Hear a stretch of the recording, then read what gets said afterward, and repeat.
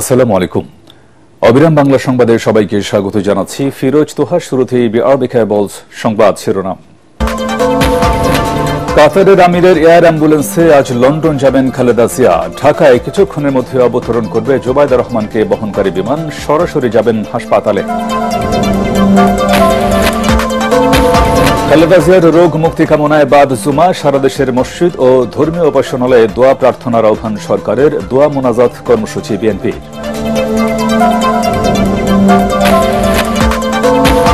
বাকি আসনে বিএনপির প্রার্থিতা ঘোষণার পর চট্টগ্রাম, মুন্সিগঞ্জ সহ দেশের বিভিন্ন স্থানে কর্মী সমর্থকদের উচ্ছ্বাস, বঞ্চিতদের বিক্ষোভ, সড়ক অবরোধ। হিন্দু সম্প্রদায়ের প্রার্থী ঘোষণা করে বড় চমক দিল জামায়াতে ইসলামী। খুলনা 1 আসনে মনোনয়ন পেলেন কৃষ্ণ নন্দী।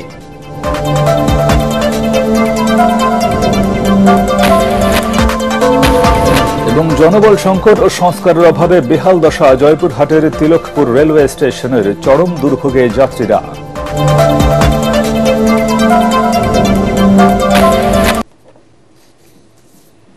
শুনছিলেন বিআরবি কেবলস সংবাদ শিরোনাম। এবারে বিস্তারিত। কিছুক্ষণের মধ্যেই দেশে পৌঁছবেন তারেক রহমানের স্ত্রী ডাক্তার জোবায়দা রহমান। সকাল 10:37 বিমান বাংলাদেশের একটি ফ্লাইটে হযরত শাহজালাল আন্তর্জাতিক বিমানবন্দরে অবতরণ করবেন তিনি।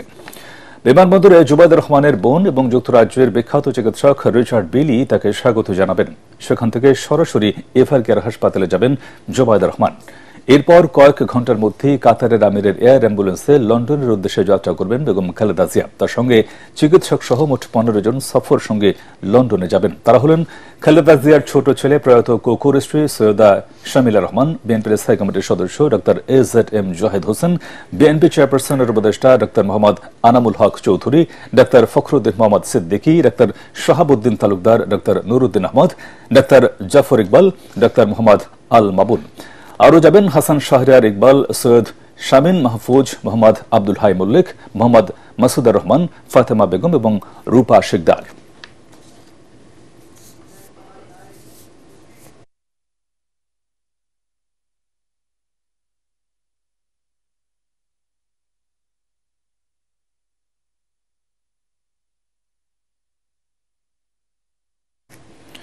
দর্শক, এই মুহূর্তে বসুন্ধরার এভারকেয়ার হাসপাতালের সামনে আছেন সহকর্মী মুশফিকুর রহমান। তিনি জানাচ্ছেন খালেদা জিয়ার শারীরিক অবস্থার সবশেষ খবর।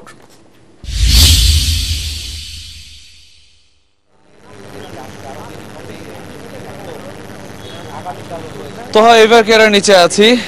সবশেষ খবর বলতে যেটা জানাবো, নতুন খবর যেটা এসে আমাদের কাছে পৌঁছেছে সেটা হচ্ছে ডাক্তার জোবায়দা রহমান তিনি এসে পৌঁছানোর কথা ছিল 9:45 নাগাদ, 9:10 নাগাদ। তবে তার ফ্লাইট প্রায় 1 ঘন্টার মতো লেট আছে, ডিলে চলছে। তিনি বাংলাদেশে এসে পৌঁছানোর কথা রয়েছে এখন 10:35 নাগাদ। এবং তিনি এসে এভারকেয়ার হাসপাতালে আসলে তখন যে ডক্টর যারা আছেন, বিএনপি চেয়ারপারসন বেগম খালেদা জিয়াকে যারা চিকিৎসা দিচ্ছেন তাদের সাথে আর একটা বোর্ড মিটিং হওয়ার সম্ভাবনা রয়েছে।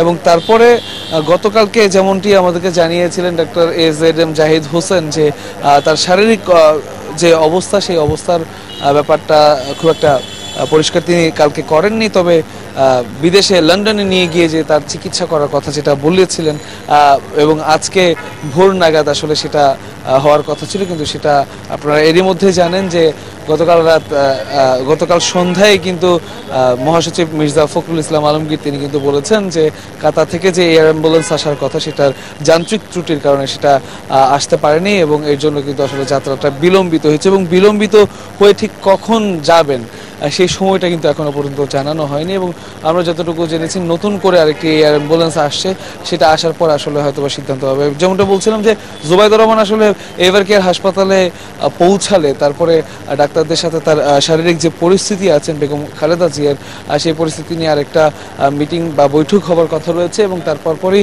তার শারীরিক অবস্থা যদি ঠিকঠাক থাকে, গতকালকে যেরকম অবস্থা ছিল যেটার কারণে আসলে সিদ্ধান্ত নেওয়া হয়েছিল বা মেডিকেল বোর্ড দীর্ঘক্ষণ মিটিংয়ের পরে যে সিদ্ধান্তটা দিয়েছিলেন যে তাকে বিদেশে নিয়ে চিকিৎসা করানোর সেই পরামর্শটা, সেই রকমের যদি শারীরিক অবস্থাটা থাকে তাহলে আশা করা যাচ্ছে যে আজকে তাকে বিদেশে নিয়ে বা লন্ডনের উদ্দেশ্যে আজকে রওনা হতে পারে। তবে ঠিক কটা নাগাদ, দুপুর নাগাদ নেবেন নাকি সন্ধ্যা নাকি বিকেল নাকি রাত হবে, সেই ব্যাপারটা এখনো পর্যন্ত দলের পক্ষ থেকে পরিষ্কার করে কিছু বলেনি। তবে বেগম জিয়ার যে যাওয়ার বিষয়টা, সেটা আসলে দেরি হওয়ার কারণে কিন্তু আবারও নতুন করে উৎকণ্ঠা বাড়ছে তার যারা সমর্থক আছেন বা দেশবাসীর মধ্যে, এবং তারা ভাবছেন, অনেকে চিন্তা করছেন যে শারীরিক অবস্থাটা আসলে এটার একটা কারণ কিনা। তবে দলের পক্ষ থেকে কিন্তু সেটা নাকচ করে দিয়ে শুধুমাত্র এয়ার অ্যাম্বুলেন্সের বিলম্বের কারণেই আসলে এমনটা হয়েছে সেটাই বলেছেন। এবং যেটা জানিয়ে রাখতে চাই, এখনো পর্যন্ত কাতার থেকে নতুন করে যে এয়ার অ্যাম্বুলেন্সটা আসার কথা, সেটা কিন্তু এখনো পর্যন্ত ঢাকায় এসে পৌঁছায়নি। তো হ্যাঁ, এই ছিল এখনকার মতো আমার কাছে সর্বশেষ। জি মুশফিক, আপনাকে ধন্যবাদ। বেগম খালেদা জিয়ার রোগ মুক্তি কামনায় আজ বাদ জুমা দেশের সকল মসজিদে দোয়ার আহ্বান জানিয়েছে অন্তর্বর্তী সরকার। পাশাপাশি মন্দির, গির্জা ও প্যাগোডা সহ অন্যান্য ধর্মের উপাসনালয়ে সংশ্লিষ্ট ধর্মের রীতি অনুযায়ী প্রার্থনার আহ্বান জানানো হয়েছে। প্রধান উপদেষ্টার প্রেস উইং থেকে একথা জানানো হয়।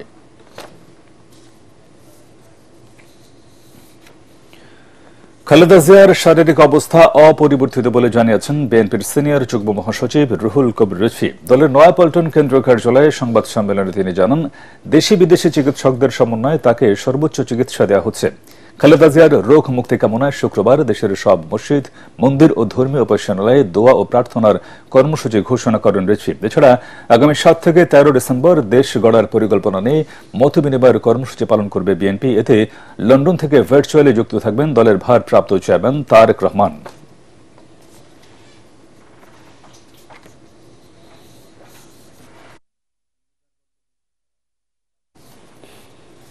এখন দেখবেন সালাম স্টিল ভোটের গাড়ি।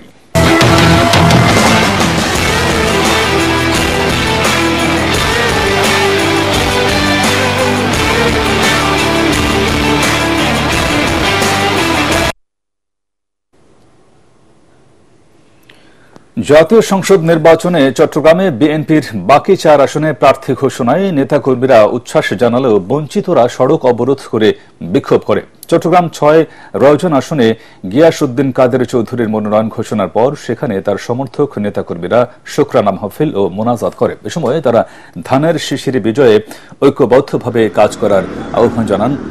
অপরদিকে সাতকানিয়া লোহাগাড়া নিয়ে গঠিত চট্টগ্রাম 15 আসনের নাজবুল মুস্তফা আমিনকে প্রার্থী ঘোষণার প্রতিবাদে মশাল মিছিল ও চট্টগ্রাম কক্সবাজার মহাসড়ক অবরোধ করে বিক্ষোভ করেছে মনোনয়ন বঞ্চিত মুজিবুর রহমান মুজিবের অনুসারীরা।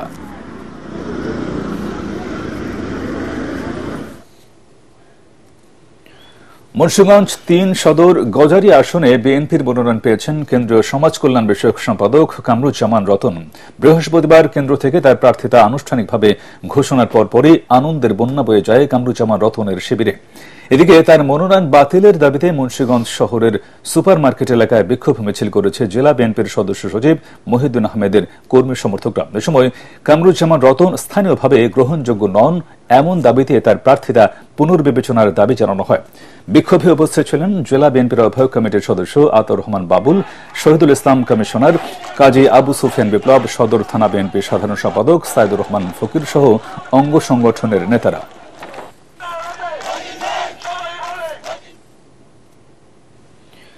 হিন্দু সম্প্রদায়ের ব্যক্তিকে দলের প্রার্থী ঘোষণা করে চমক দেখিয়েছে বাংলাদেশ জামায়াতে ইসলামী। খুলনা 1 আসনে দলটি প্রার্থী পরিবর্তন করেছে।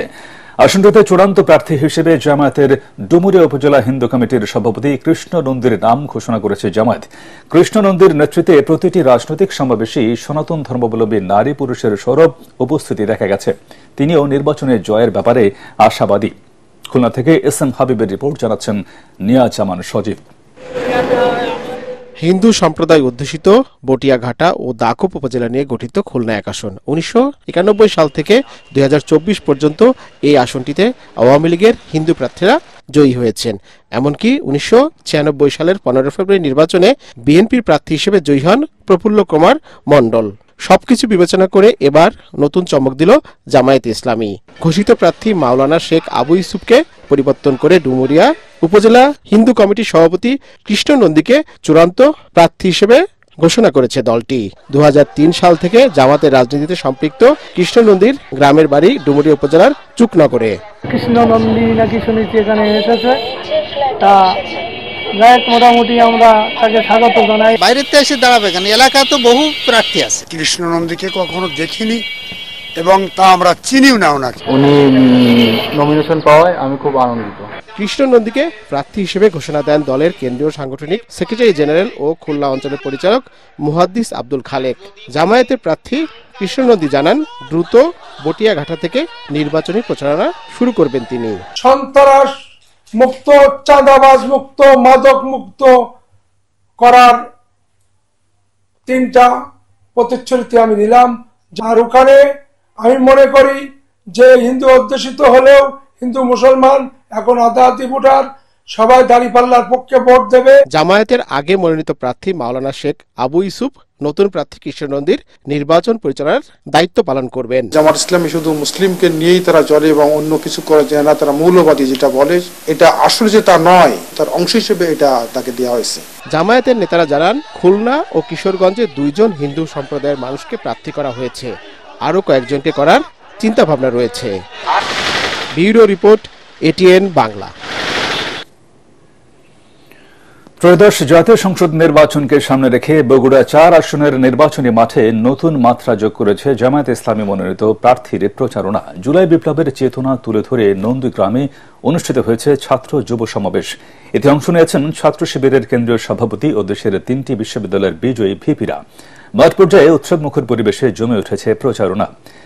আগামীতে ইনসাফের পক্ষে থাকা নেতৃত্বই মানুষের সমর্থন পাবে এমন প্রত্যাশাই ব্যক্ত করেন বক্তারা। এদিকে শহীদ প্রেসিডেন্ট জিয়াউর রহমান দেশ থেকে বিভাজনের রাজনীতির কবর দিয়ে বহুদলীয় গণতন্ত্র প্রতিষ্ঠা করেছিলেন, কিন্তু বর্তমানের বিএনপি শহীদ জিয়ার চেতনা ভুলে ফ্যাসিবাদের পথে হাঁটছে বলে অভিযোগ করেছেন ছাত্র শিবির কেন্দ্রীয় কমিটির সভাপতি। আমরা হিংসার রাজনীতির বিপরীতে ভালোবাসার রাজনীতি প্রচার করতে চাই। যারা আমাদের পোস্টার ছেড়ে, যারা আমাদের ভাইদের হুমকি দেয়, আমরা তাদেরকে বলি উহারা প্রচার করুক হিংসা বিদ্বেষ জিন্দাবাদ। আমরা বলিব সাম্য শান্তি এক আল্লাহ জিন্দাবাদ। বিগত ফ্যাসিবাদী আমলে আমরা দেখতে পেয়েছি আমাদের যারা অন্যান্য ধর্মাবলম্বী যারা আছে তাদের মধ্যে আমাদের একটা বিভাজন তৈরি করে রাখার চেষ্টা করা হয়েছে। এই স্বাধীন বাংলাদেশে আমাদের মধ্যে কোনো ধরনের বিভাজন চলবে না। আমার এই অঞ্চলে যারা হিন্দুরা আছে, আমার এখানে যারা চাকমা, মারমা, ত্রিপুরা, রাখাইন আছে, সবাই আমরা একসাথে একটি সুখী সমৃদ্ধ বাংলাদেশ বিনির্মাণের জন্য আমরা কাজ করব। শহীদ প্রেসিডেন্ট জিয়াউর রহমান তিনি বগুড়ার কৃতি সন্তান ছিলেন। তিনি বাংলাদেশে বিভাজন মুক্ত রাজনীতির প্রবক্তা ছিলেন। তিনি সকল বিভাজনকে উৎখাত করে একটি ঐক্যবদ্ধ জাতি গঠন করেছিলেন। আধিপত্যবাদের বিরুদ্ধে ওনার বলিষ্ঠ ভূমিকা ছিল, কিন্তু দুর্ভাগ্য হচ্ছে আজকের বিএনপি জিয়াউর রহমানের সেই আদর্শকে, সেই চেতনাকে লালন না করে ফ্যাসিবাদের রেখে যাওয়া কাজকে তাদের নিজেদের দায়িত্ব হিসেবে গ্রহণ করেছে। অযত্ন, অবহেলা আর সংস্কারের অভাবে 1 যুগ ধরে জয়পুরহাটের তিলকপুর রেলওয়ে স্টেশনটির বেহাল দশা। 2টি লাইনের একটির বন্ধ, নেই স্থায়ী স্টেশন মাস্টার। জনবল সংকটের কারণে কখন কোন সময় ট্রেন আসবে সেটাও জানতে পারেন না যাত্রীরা। আর 2 নম্বর প্ল্যাটফর্মে ছাদ না থাকায় রোদে ও বৃষ্টিতে দুর্ভোগ পোহাতে হয় যাত্রীদের। জয়পুরহাট থেকে রফিকুল ইসলাম রফিকের পাঠানো রিপোর্ট জানাচ্ছেন আশিকুর রহমান। জয়পুরহাটের আক্কেলপুর উপজেলার তিলকপুর রেলওয়ে স্টেশনটি ব্রিটিশ আমলে তৈরি। একসময় এই স্টেশন থেকে ট্রেনে ভারতের কলকাতায় সরাসরি আসা যাওয়া করত এলাকাবাসী। কাঁচামালের জন্য এ এলাকা বিখ্যাত হওয়ায় তিলকপুর স্টেশন থেকে দেশের বিভিন্ন প্রান্তে সরবরাহ হতো কাঁচা শাকসবজি। দুর্দশা ও নানান অব্যবস্থাপনার কারণে ব্যবসায়ীরা এখন এ স্টেশনটি ব্যবহার করেন না। শুধুমাত্র লোকাল ট্রেন এই স্টেশনে দাঁড়ায়। স্টেশনের একজন অতিরিক্ত স্টেশন মাস্টার থাকলেও সময় মতো খুঁজে পাওয়া যায় না বলে অভিযোগ যাত্রীদের। 14-15 বছর ধরে এই 1 নম্বর রেল লাইনটা বন্ধ হয়ে আছে। একটা লাইন দিয়ে গাড়ি যায়, উত্তরে গাড়ি নেই, লোকজনের যথেষ্ট সমস্যা। লোকাল ট্রেন ছাড়া কোনো ট্রেন এখানে দাঁড়ায় না, যার কারণে স্থায়ী লোকজনের অনেক অসুবিধা। এই যে শাকসবজি বা কৃষি মাল বা কৃষি পণ্য সহজেই যেখানে সেখানে যেতে পারবে যদি আমাদের একটা ট্রেনের সুব্যবস্থা থাকে। দ্রুত সংস্কার এবং জনবল নিয়োগ দেওয়ার জন্য স্টেশনটা শুধু অফিস আছে, কোনো মাস্টার, কোনো জনবল নেই। তিলকপুর স্টেশনের আপনার সার্বিকভাবে যে ব্যবস্থাপনা এবং অন্যান্য যে জনবল নিয়োগের প্রক্রিয়াটি সে সম্পূর্ণ হয়। স্টেশনটির সংস্কারের বিষয়ে ঊর্ধ্বতন কর্তৃপক্ষকে অবহিত করা হয়েছে বলে জানালেন স্টেশন মাস্টার। স্টেশনটা খুললে গাড়ি যেন জনগণের সুবিধার্থে দাঁড়ায় সেই ক্ষেত্রে আমরা ঊর্ধ্বতন কর্মকর্তাকে জানাবো আর কি। আগে জানানো হয়েছে, তবে আমাদের জনবল রেলওয়ে তো জনবল শর্ট আর কি, যার কারণে আমাদের স্টেশন বন্ধ আছে আর কি। স্টেশনটি দ্রুত সংস্কার করে পূর্ণাঙ্গভাবে চালু করার দাবি এলাকাবাসীর। Bureau report, ATN Bangla. আধুনিক পদ্ধতিতে বস্তায় আদা চাষে সফলতা পেয়েছেন ময়মনসিংহের ভালুকার প্রবাস ফেরত আক্তার হোসেন। তার এই সাফল্যে অনুপ্রাণিত স্থানীয় কৃষকরাও। কৃষি অফিস জানায়, অল্প জায়গায় কম খরচে রোগ বালাইহীন এই পদ্ধতি এখন আদার মডেল চাষে পরিণত হয়েছে। ময়মনসিংহের ভালুকা থেকে আনোয়ার হোসেন তরফদারের পাঠানো তথ্যচিত্রে বিস্তারিত জানাচ্ছেন ফারহান ইসলাম টুম্পা।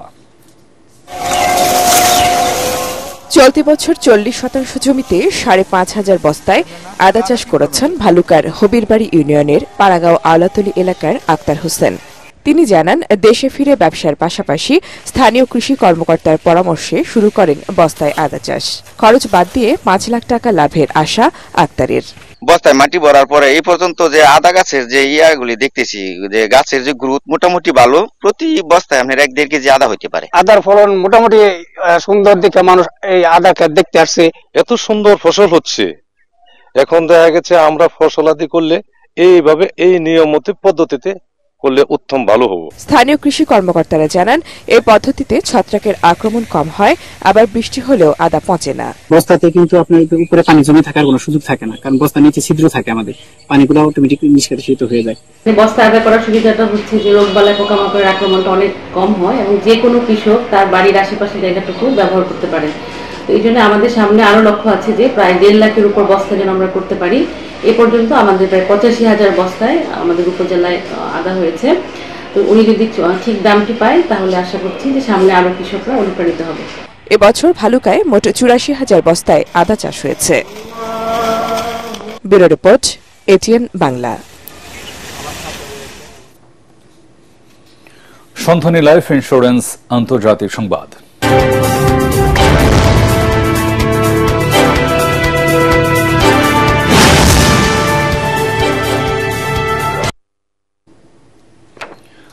দুই দিনের সফরে এখন ভারতে রুশ প্রেসিডেন্ট ভ্লাদিমির পুতিন। বৃহস্পতিবার সন্ধ্যায় নয়াদিল্লিতে পৌঁছানোর পর দেশটির বিমান বাহিনীর পালাম ঘাঁটিতে প্রধানমন্ত্রী নরেন্দ্র মোদী জাঁকজমকপূর্ণ ও আনুষ্ঠানিক আয়োজনের মাধ্যমে তাকে স্বাগত জানান। একই গাড়িতে করে ফেরার আগে দুই নেতা করমর্দন করেন, পরস্পরকে জড়িয়ে ধরে শুভেচ্ছা বিনিময় করেন। এবারের সফরে নরেন্দ্র মোদীর সঙ্গে সাক্ষাতের পাশাপাশি 23তম রাশিয়া ভারত বার্ষিক সম্মেলনে অংশ নেবেন পুতিন। আজ দুই সরকার প্রধান শীর্ষ বৈঠকে মিলিত হবেন। এর আগে পুতিনকে ভারতের রাষ্ট্রপতি ভবনে আনুষ্ঠানিকভাবে স্বাগত জানানো হবে। পরে নয়াদিল্লির হায়দ্রাবাদ হাউসে মধ্যাহ্ন ভোজে অংশ নেবেন তিনি। ইউক্রেনের সঙ্গে রাশিয়ার যুদ্ধ শুরুর পর প্রেসিডেন্ট পুতিনের এটাই প্রথম ভারত সফর। এর আগে 2021 সালের ডিসেম্বরে সবশেষ নয়াদিল্লি সফর করেন তিনি। এদিকে ভারত সফরের ঠিক আগে পুতিনের বিশেষ সাক্ষাৎকার প্রকাশ করেছে ইন্ডিয়া টুডে, যেখানে পুতিন জানান, যুক্তরাষ্ট্র এখনও নিজস্ব পারমাণবিক বিদ্যুৎ কেন্দ্রের জন্য রাশিয়ার কাছ থেকে পারমাণবিক জ্বালানি কিনে থাকে, তাহলে ভারতের কেন সেই অধিকার থাকবে না? জামায়াত রাষ্ট্র ক্ষমতায় গেলে বাংলাদেশকে মডেল রাষ্ট্রে পরিণত করা হবে বলে মন্তব্য করেছেন জামায়াত ইসলামের আমির ডাক্তার শফিকুর রহমান। রাজধানীর আবু সাইদ কনভেনশন হলে নার্সেস ফোরামের উদ্যোগে আয়োজিত নার্স সম্মেলনে প্রধান অতিথির বক্তৃতায় তিনি এসব কথা বলেন। পরে মিরপুরের মণিপুর স্কুলে মেডিকেল ক্যাম্প পরিদর্শন করেন জামায়াত আমির। বিকেলে চট্টগ্রামে আন্দোলনরত 8 দলের সমাবেশে প্রধান অতিথির বক্তব্য রাখবেন ডাক্তার শফিকুর রহমান। দেখা আছে, আমরা ওই বাংলাদেশটা দেখতে চাই। এটা একদিনে হবে না। আবার দেখেন, আজকে আমি বক্তব্য দিয়ে যাচ্ছি, যদি 12, 13, 14 এরকম কোনো এক সময় ফেব্রুয়ারি মাসের আগামী বছর ইলেকশন হয়, আপনাদের সবার দয়া মনে করেন আমরা সরকার গঠনের সুযোগ পেলাম। আল্লাহ ভালো জানেন, আল্লাহ ভালো জানেন। তা আপনারা 1 মাস অপেক্ষা করে 2য় মাসের 1ম তারিখে আবার মিছিল নিয়ে বের হবেন না। যেগুলা বলেছিলেন কোথায়, এগুলা দেখি না কেন? আমাদের হাতে আলাউদ্দিনের প্রদীপ নাই, কিন্তু আমাদের হাতে 18 কোটি প্রদীপ আছে আলহামদুলিল্লাহ। আমরা প্রত্যেকটা মানুষকে এক একটা প্রদীপ বানাতে চাই, কাউকে আমরা অন্ধকারে রাখতে চাই না। কুড়িগ্রামের ফুলবাড়িতে বিরল প্রজাতির শকুন উদ্ধার করেছে পশ্চিম ধনিরাম সরকারপাড়া এলাকার স্থানীয়রা। বৃহস্পতিবার একটি বাঁশঝাড়ে শকুনটিকে দেখতে পেয়ে আটক করে তারা। এই খবর ছড়িয়ে পড়ে দূর দূরান্ত থেকে শত শত উৎসুক জনতার ঢল নামে শকুনটিকে দেখতে। তবে শকুনটি বর্তমানে অসুস্থ অবস্থায় রয়েছে। এ ব্যাপারে ফুলবাড়ি উপজেলার ভারপ্রাপ্ত নির্বাহী কর্মকর্তা আনোয়ার হোসেন জানান, এরই মধ্যে শকুনটি উদ্ধার করে চিকিৎসার ব্যবস্থা করা হয়েছে।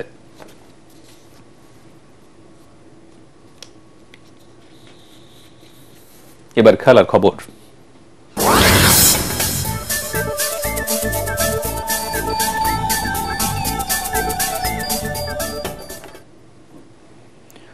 ফুটবলের বিশ্বমঞ্চে জায়গা করে নিতে ভালো মানের ইউরোপিয়ান কোচ আনতে চায় বাংলাদেশ। সেজন্য বাফুফেকে পর্যাপ্ত অর্থ বরাদ্দ দেওয়া হবে বলে জানালেন ক্রীড়া উপদেষ্টা আসিফ মাহমুদ। জনপ্রিয়তা বাড়ায় পূর্বাচলে 100 একর জমিতে 50,000 দর্শক ধারণ ক্ষমতার ফুটবল স্টেডিয়াম করা হবে বলেও জানান তিনি।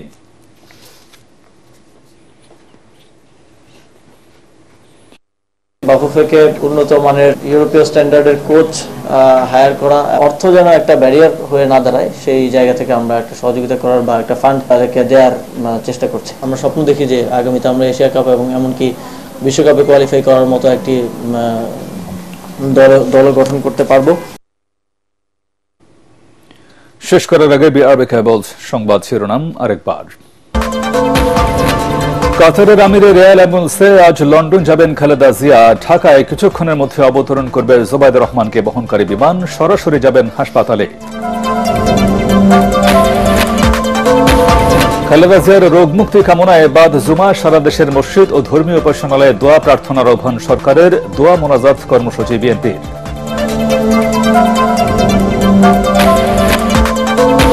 বাকি আসনে বিএনপির প্রার্থিতা ঘোষণার পর চট্টগ্রাম, মুন্সিগঞ্জ সহ দেশের বিভিন্ন স্থানে কর্মী সমর্থকদের উচ্ছ্বাস, বঞ্চিতদের বিক্ষোভ, সড়ক অবরোধ।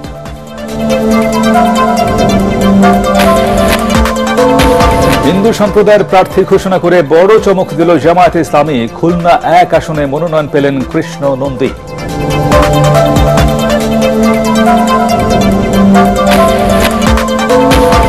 এবং জনবল সংকট ও সংস্কারের অভাবে বেহাল দশা জয়পুরহাটের তিলকপুর রেলওয়ে স্টেশনের চরম দুর্ভোগে যাত্রীরা।